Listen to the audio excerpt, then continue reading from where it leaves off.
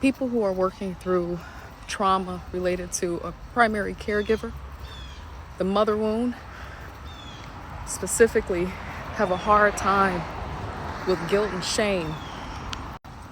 They feel guilty for being burnt out on hearing about all of their mama's problems and what they've been through when they were a kid and who hurt them, who divorced them, who disrespected them.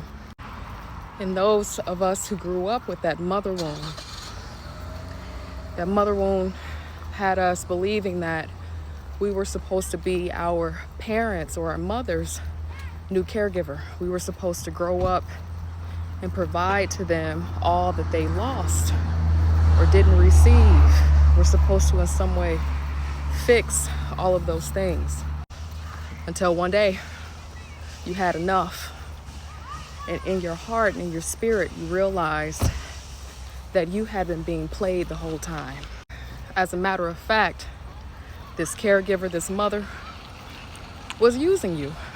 Knew deeply that in some way, if she could get you to fix all of her problems or make you somehow responsible for everything, you would become her supply.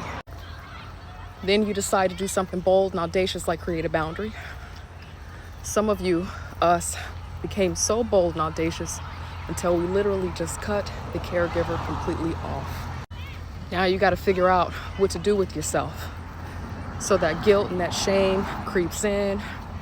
You don't know who to talk to about it because we live in a society that has a really, really hard time accepting that there are maternal wounds and that there are very grown people still wrapped up with an abusive mother. What makes it even more confusing is that you can't read about it in books. There are no podcasts talking about it. Your favorite author is not writing about it. The person that you are dealing with and love with, your romantic partner, probably does not have that experience, telling you that maybe what you're feeling and thinking is not real. So you feel even further isolated and confused. What I've come to learn is that many people really just need permission to set that boundary, permission to let go and to move on. It's not uncommon for people to have an estranged mother, father, or family, especially if it means their mental well-being, their emotional well-being. Yes, it's incredibly scary in the beginning. And again, isolating, because it's like, okay, who do I talk to about how to do this thing? Am I doing it right?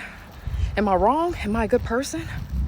Then you also start realizing all of the things that has happened that really was just as diabolical as you thought it was, because you have time to think and heal.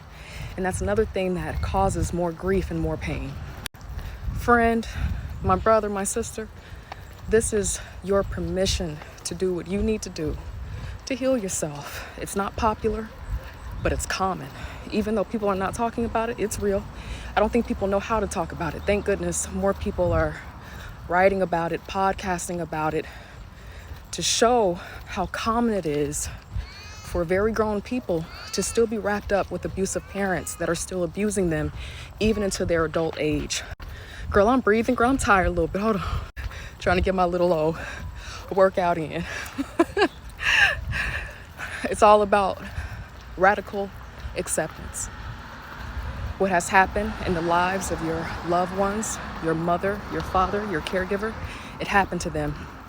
Yes, it was traumatizing for them, but it does not mean that you're supposed to sacrifice your life healing their wound.